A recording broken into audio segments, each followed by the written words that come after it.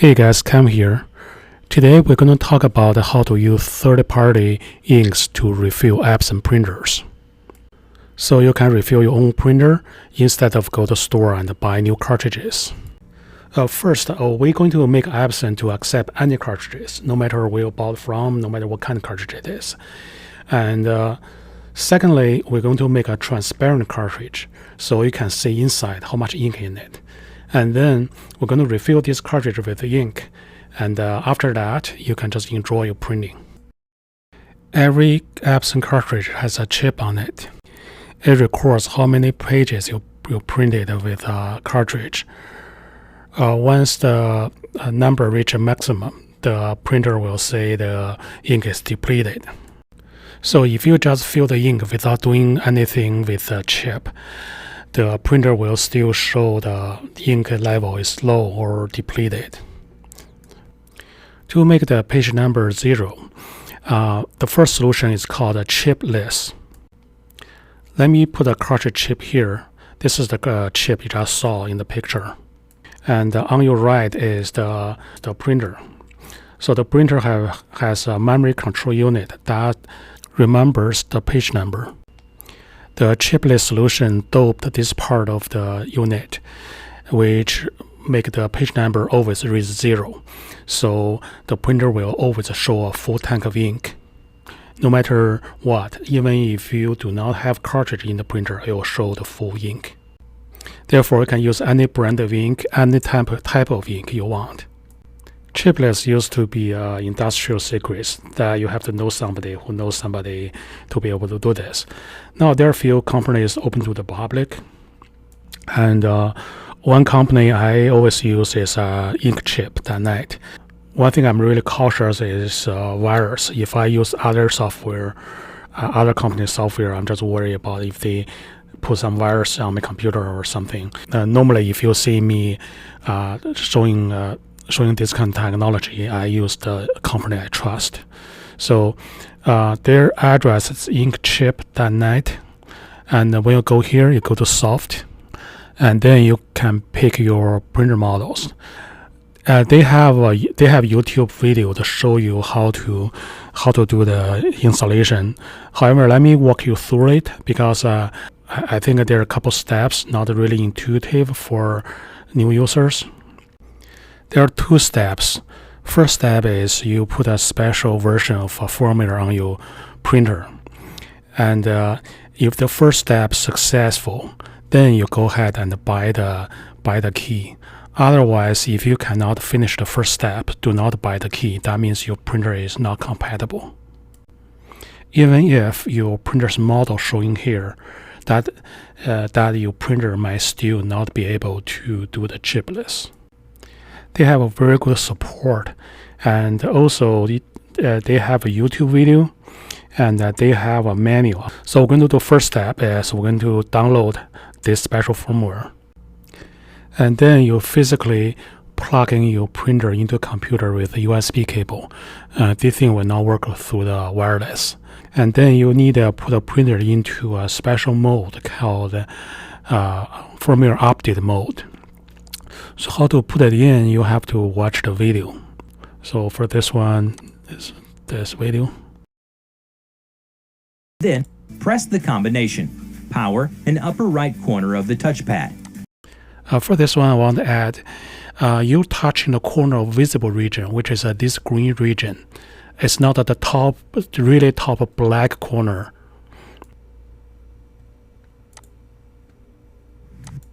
Where changing mode, press the button combination, cancel, down, left, and power. Again, not every printer can be converted to chipless, even if you have the same model number.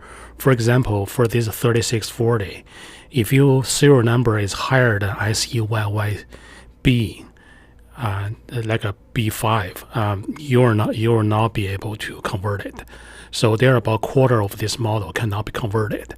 It's important to try to put a firmware on first before you pay for the key. Okay, let's do a live one for this WF4730, and we'll turn it off first. Remember what I said about the visible region? We're going to press on the right corner. And then we're going to press the start key and hold on it. However, if you have a delicate finger like me, it'll be too thin for the printer. Let me show you. Notice how quick the blue light turned on.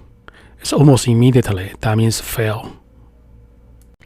If say the printer start to this screen, and that means it's not in the firmware update mode. You need to use your thumb or even your big toe to hold down the right corner and see the blue light is not turning on. This is a good sign. However, if it turn on and you hold down for too long, you're going to see letters in red. If you see letters in red, you have to shut the power off and restart again. Let me show you. See, the blue light right now is on. I'm still holding it, and then I hold it for too long, and then when I release it, you're going to see letter in red.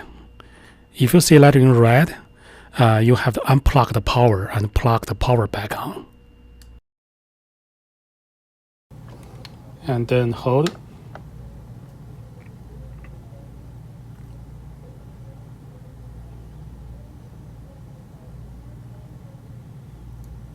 You're going to see the LED is not lighting up. That's a good sign.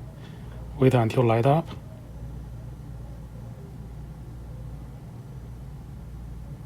There you go. Remember big thumb and release as soon as you see LED is on. Oh, by the way, they compress the file in a RAR file, RAR file. If you have an older version of RAR file, you're going to see this error. Your older RAR version may need to be updated. So you go to RARLab, RARLAB.com, and don't buy it. Just go to this trial version download. Click the download and download your version. So after you have you installed a new RAR version, you're going to see your icon changed. So now we can do extract.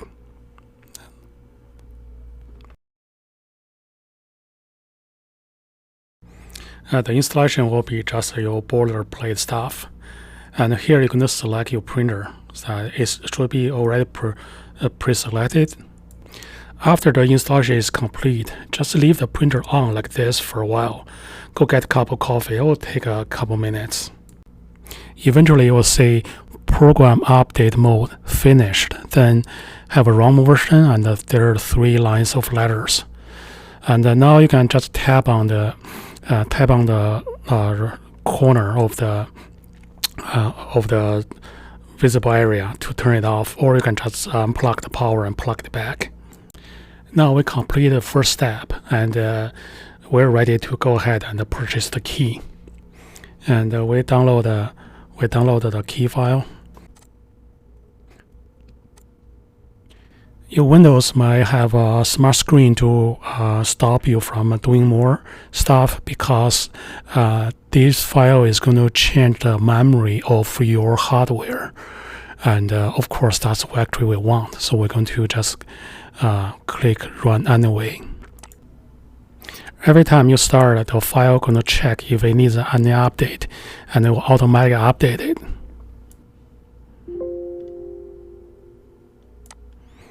So it just updates itself.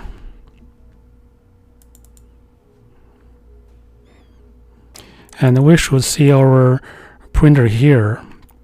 If you do not see it, and you might not plug it in with a USB, and if you plug in with a USB, you still cannot see it. That means you have too many printers hooked up on your computer. So you have to go uninstall the printer, uninstall one of the printer. So you go to Add or Remove Programs. I mean, if you install the Epson printer before, even you do not have it connect to your computer right now, you have to uninstall it. I think the limit is you cannot have more than 24 Epsons on your computer, and most people don't have this problem. Then you just select a printer select an Epson you don't need, and just do the uninstall.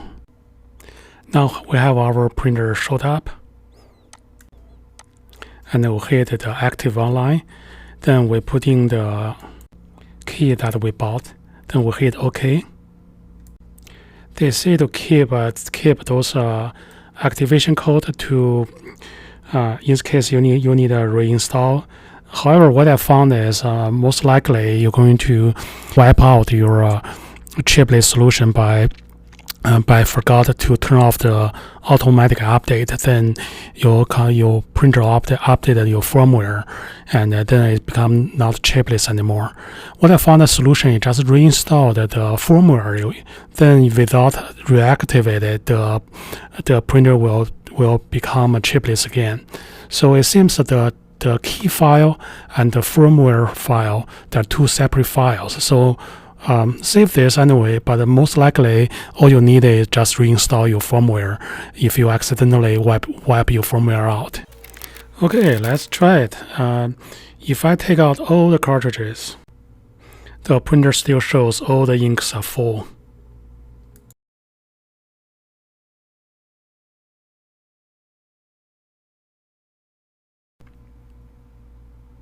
Look, no chips.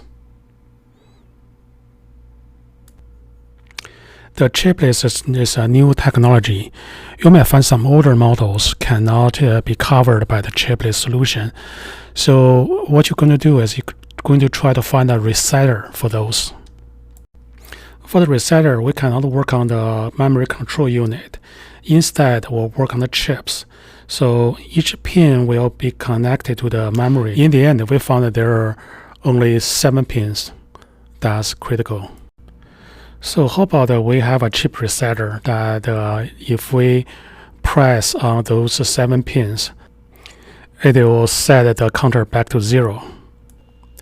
This guy is called a resetter. It works on exactly those 7 pins. Press it against the chip. As soon as you see the light turn green, that means the chip is reset to 0. Of course, you have to reset every time that the cartridge is almost empty, so it's not as elegant as the chipless solution. If you cannot find the chipless solution and you want to try it out for the resetter, you can go to BCH Technologies.com, accessories, and the resetters, and underneath there's a withstand resetter and a cartridge resetter, and you might be able to find your model here. Okay, the next topic is how we select a cartridge. Do we stay with Epson's OEM cartridge or we change to a third-party cartridge? Let's take a look at what's inside the Epson's cartridge. First thing you notice, Epson is divide the cartridge into multiple chambers. So that's going to regulate the ink flow. And each chamber will have a really small opening to go to the next chamber. And the second thing is Epson has this one-way damper that regulates the ink flow direction. So your printer is less likely to get air bubbles inside it because it's going to collect the inks from multiple chambers and sum them together and going to feed this one-way damper. So this is really advanced technology. The third-party cartridge, you can see it only have a limited number of chambers and it's really not well thought out. It's just happy to make something for you and sell it. And there's no one-way damper, so inside it's not as sophisticated as Epson. However, it does have the advantage. It's transparent, so you can see how much ink in there. Now you turn your printer into chipless. You don't know how much ink in the cartridge until you look at it. So the transparency is a big deal. Although Epson, you can just take it out and look from the small windows underneath, but it's not as nice. You have a big transparent cartridge. And the second advantage of a third party is it's easy to refill. You just it has a refill plug. You unplug it, fill it with the ink, and just plug it back. So it's up to you if you decide to use third party or Epson. And let me show you how to make a transparent Epson cartridge to make it easier for you to choose. You'll need some kind of razor blade or really sharp knife. Really sharp. The butter knife will not work. You use your finger to poke, just poking here you can pick it up with your finger. And then just pry on here a little bit.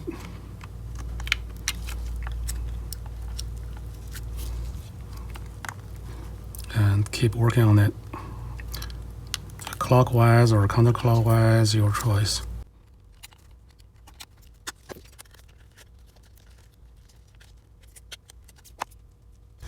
You don't really need this. You can just throw it away. By the way, the air hole is here. So this is where the cartridge breathes. You'll need a solid 5-6 minutes scratching to start seeing results. Here I speed it up 4 times.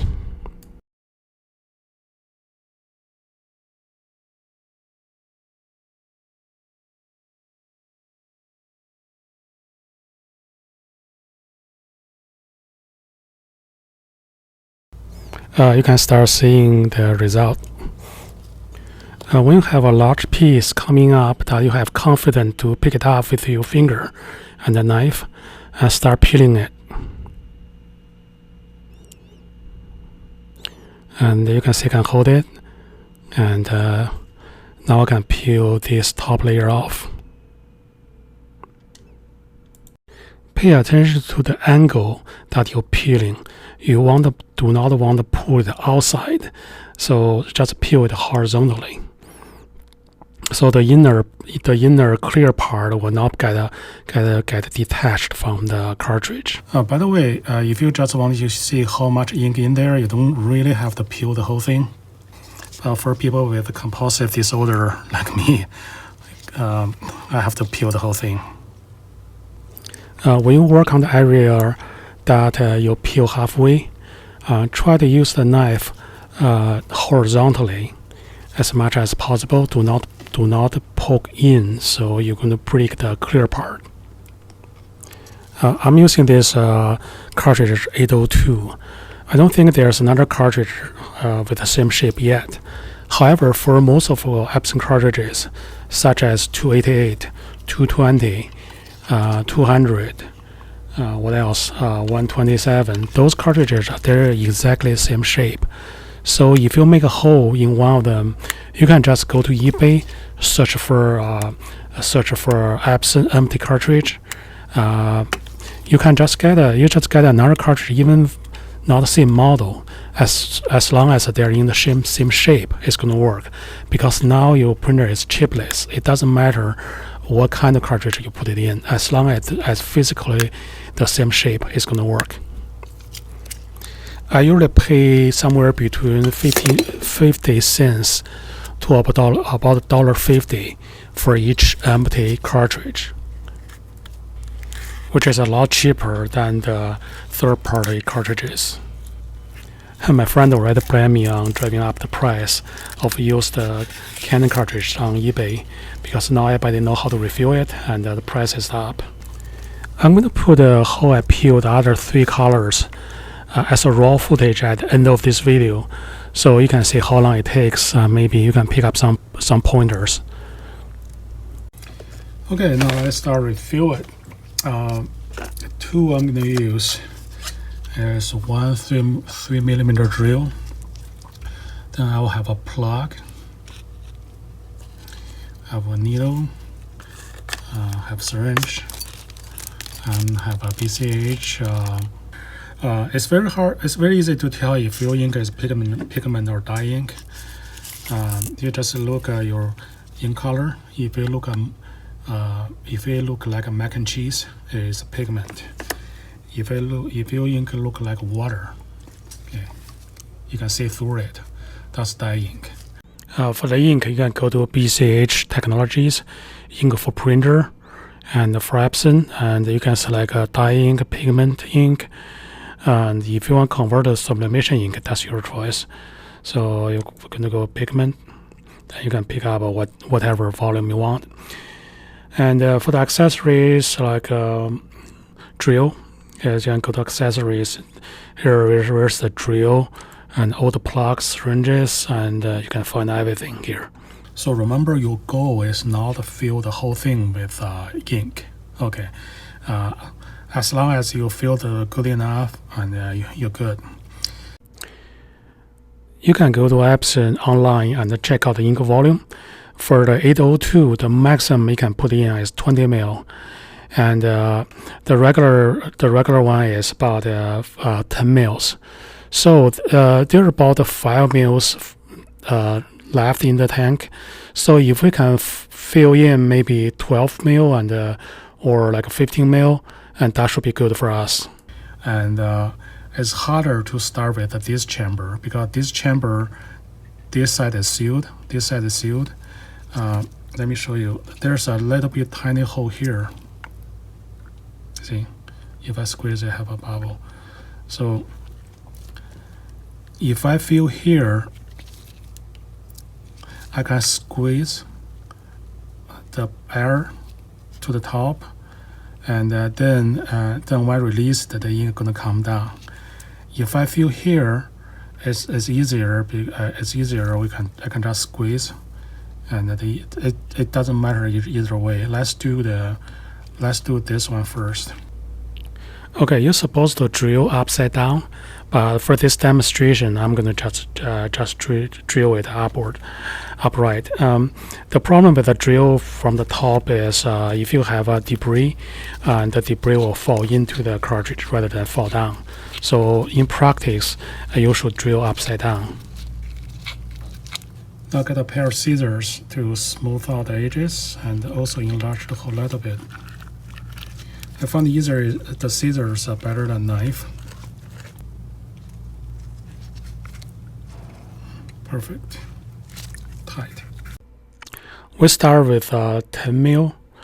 If we can put in 15 mil, that's equivalent to XL version of Epson cartridge.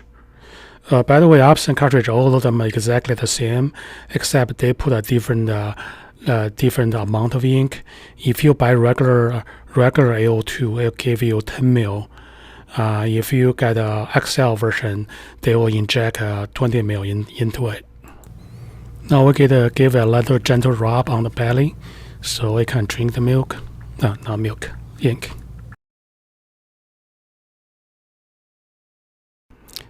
Now the whole 10 mil is gone. Here's another 5 mil. With whatever left in the cartridge, there should be 20 total. So this is equivalent to XL version of the cartridge. Another way is to drill those 3 chambers. Those 3 chambers are well connected, so you can just drill anywhere. Any one of them is fine. The advantage is you can fill about 3 to 4 mils more, and also it's easier to fill. The ink is easier to come down. However, the shortcoming is those 3 normally have lots of ink in it, so if you drill it upside down, it's likely you're going to get your hands dirty. Now we're ready to take a spin, but before doing that, make sure that your printer's automatic update is off. Okay, in the PC, if you get a Windows 10 like mine, you can just find your printer on this little toolbar. For example, for this one, you right click and it says software update settings, and instead check 2 weeks, you do a never. Say okay, then you turn it off. You need to do this for every computer that connect to this printer. However, if you forget to do that and you did automatically update your computer, update your printer, and then it will not be chipless anymore. It will ask you for the cartridge. In that case, like what I said, just reinstall the firmware that you downloaded from inkchip.net. That will reverse the firmware update back to the chipless, and the printer will work again. Okay, now this printer officially become your family heirloom. You can pass to your grandson, great grandson, and stay with your family forever. I hope you enjoyed this video. Visit us at www.bchtechnologies.com or locally, Greensboro, North Carolina. Cheers, and stay tuned if you need to see more raw footage of how I peel off the Epson cartridge.